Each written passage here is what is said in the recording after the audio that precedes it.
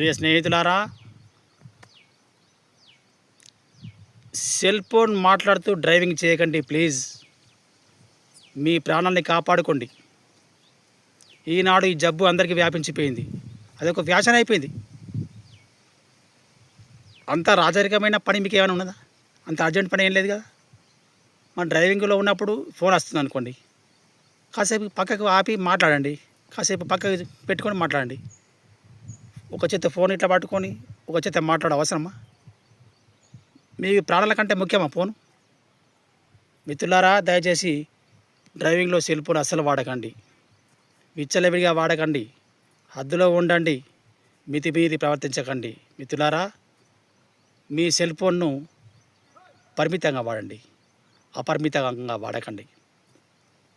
మన జీవితం మనకు ముఖ్యం, మన ప్రాణాలు మనకు ముఖ్యం. ఏదైనా హద్దులో ఉంటేనే ముద్దు. ఇది తెలుసుకోండి మిత్రులారా. ఈనాడు సెల్ ఫోన్ ప్రపంచవ్యాప్తంగా వ్యాపించిపోయింది. జేబులో ₹1 లేకున్నా ప్రతి మనిషి చేతిలో సెల్ ఫోన్ చేరిపోయింది.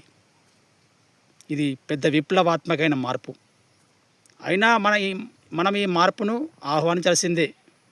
టెక్నాలజీని మనము మెచ్చుకోవాల్సిందే. కానీ ఏదైనా హద్దులో ఉంటేనే ముద్దు. అది పరిమితంగా వాడితేనే అందం. అపరిమితంగా వాడి వ్యసనంగా మారిపోయి మనం ప్రవర్తిస్తే మనకు లేనిపోని నష్టాలు వస్తాయి. స్నేహితులారా, ఇకనైనా మారండి. మీ గమ్యం ఏమిటో తెలుసుకోండి. సెల్ ఫోనే మన జీవితం కాదు. ఒకప్పుడు పూర్వకాలంలో మనం సెల్ ఫోన్ లేని బతకలేదా? ఇప్పుడు ఎందుకు బతకలేం? ఏదో అప్పుడప్పుడు వాడుతూ ఉంటే సంతోషమే. కానీ విచ్చలవిడిగా వాడుతూ సెల్ ఫోన్ నుంచి వచ్చే రేడియేషన్ ప్రభావంతో రోగాల్ని కొని తెచ్చుకుంటూ మరి మనకు అవసరమా ఇది? ఇంకేనైనా మారండి స్నేహితులారా.